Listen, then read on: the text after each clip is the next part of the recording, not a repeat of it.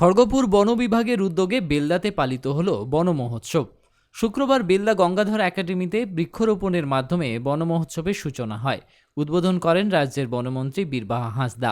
এছাড়াও উদ্বোধনী অনুষ্ঠানে উপস্থিত ছিলেন মেদিনীপুর লোকসভা কেন্দ্রের সাংসদ জুন মালিয়া, রাজ্যের অপর দুই মন্ত্রী ডাক্তার মানস রঞ্জন ভূঁইয়া ও শ্রীকান্ত মাহাতো, পশ্চিম মেদিনীপুর জেলা পরিষদের সহসভাধিপতি বিধায়ক অজিত মাইতি, দীনেন রায়, অরূপ ধারা, খড়গপুরের মহকুমা শাসক পাতিল যোগেশ অশোক রাও, জেলা পরিষদের বন ও ভূমি কর্মাধ্যক্ষ তপন প্রধান, খড়গপুর বন বিভাগের ডিএফও মনীষ যাদব সহ অন্যান্য অতিথিগণ। অনুষ্ঠান মঞ্চে এদিন বন দপ্তরের অধীন 16টি সুরক্ষা কমিটির হাতে শেয়ার মানি 1,71,92,661 টাকার চেক তুলে দেওয়া হয়। পাশাপাশি বিভিন্ন বন সুরক্ষা কমিটির সদস্যদের টর্চ সহ অন্যান্য সামগ্রিক প্রদান করা হয়। একই সাথে পড়ুয়াদের নিয়ে আয়োজিত প্রবন্ধ ও অঙ্কন প্রতিযোগিতা, পুরস্কার বিতরণ সভা অনুষ্ঠিত হয়। বনমন্ত্রী বলেন, বর্তমান সরকারের আমলে জঙ্গলের সংখ্যা যেমন বেড়েছে, তেমনই বেড়েছে জঙ্গলে থাকা প্রাণীর সংখ্যা। হাতি থেকে হরিণ, এমনকি বাঘের সংখ্যাও বেড়েছে। তবে তিনি আক্ষেপ করে বলেন, যেভাবে মানুষ জঙ্গলে ঢুকে হাতিদের উত্ত্যক্ত করছে, জঙ্গলে গিয়ে সেলফি তুলছে, সেখানে হাতি ভয় পেয়ে জঙ্গল থেকে বেরিয়ে আসছে। হাতিকে এভাবে উত্ত্যক্ত করলে পরবর্তীতে বন দপ্তরের পক্ষ থেকে ব্যবস্থা নেওয়া হবে। মানস ভূঁইয়া বলেন, বাম আমলে 3 লক্ষ কোটি টাকার গাছ লুট হয়েছে। সে সময় বনচ্ছেদন উৎসব হতো। বর্তমান সরকারের আমলে বন মহোৎসব হয়। মমতা বন্দ্যোপাধ্যায় গাছ লুট আটকেছেন। তিনি বনবাসী, মূলবাসী, আদিবাসীদের পাট্টার ব্যবস্থা করেছেন। কিন্তু বর্তমান কেন্দ্র সরকার আইন বদল করে আদিবাসীদের অধিকার কেড়ে নিতে চাইছে।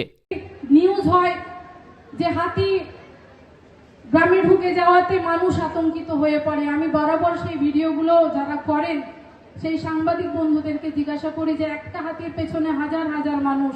আতঙ্কিত হাতি মানুষ কিন্তু নয়, কারণ একটা হাতির পেছনে যদি হাজার মানুষ থাকে, হাতি ভয় পায়। আমরা যেমন মানুষরা ভয় পাই, তারাও কিন্তু ভয় পায়। তো সেই জায়গা থেকে বেরিয়ে আসার আহ্বান করব। যারা জেফএমসি কমিটির আমার মেম্বাররা আছেন, আমাদের প্রিয় মুখ্যমন্ত্রী মমতা বন্দ্যোপাধ্যায় আপনাদের কথা ভেবে যে শেয়ারটা পেতেন 25%, সেটা 40%-এ নিয়ে গেছে। আপনারা কিন্তু আমাদের বন দপ্তরের একটা অংশ, তাই আপনাদেরকেও বলবো যে শেয়ারটা ততক্ষণই পাবেন যতক্ষণ জঙ্গলটা ঠিকঠাক থাকবে। জঙ্গলে যদি কোথাও আগুন লাগে, আপনারা আরো বেশি করে এগিয়ে আসুন। যারা আগুন লাগাচ্ছে তাদেরকে ধরে আমাদের হাতে তুলে দিন। কোথাও যদি গাছ কাটা হয়, সেই খবর আমাদের লোকাল যারা বিট অফিসার, রেঞ্জ অফিসার থেকে আরম্ভ করে বন দপ্তরের যারা কর্মচারী আমরা আছি, আমাদের কাছে খবরটা তুলে দিন। মনে রাখতে হবে বারবার যে আপনারা কিন্তু আমাদের বন দপ্তরের একটা অঙ্গ। আমাদের হোয়াটসঅ্যাপ যে গ্রুপ, রেলওয়ের সাথে যে হোয়াটসঅ্যাপ গ্রুপ, সেটা কিন্তু 10:56 তাদেরকে আমরা ইনফরমেশন দিয়েছিলাম যে ওই সামনে হাতি আছে। কিন্তু তারপরে কি করে অঘটন ঘটলো সেটা ইনকোয়ারি করে জানা যাবে, এবং আমরা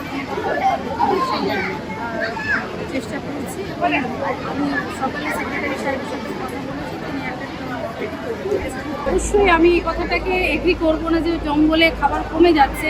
জঙ্গলে যদি খাবার কমে যাচ্ছে, তো মানুষ কেন জঙ্গলে ঢুকছে? মানুষ জঙ্গলে ঢুকছে বলেই হাতিরাও ভেবে নিয়েছে যে সবাই তাহলে সব জায়গায় বিচরণ করতে পারে, এবং সেটা থেকেই হাতিও বাইরে বেরিয়ে আসছে। মানুষ যেদিন জঙ্গলে যাওয়া বন্ধ করবে, হাতি বাইরে আসা বন্ধ হয়ে যাবে। কারণ আমরা মানুষরা যদি ওদের জায়গা দখল করে নিই, আমরা পিকনিক করি, আমরা জোরে জোরে সাউন্ড চালাই, সেলফি তুলতে ঢুকে যাই, তারাও ভাববে যে আমরাও বাইরে যাই।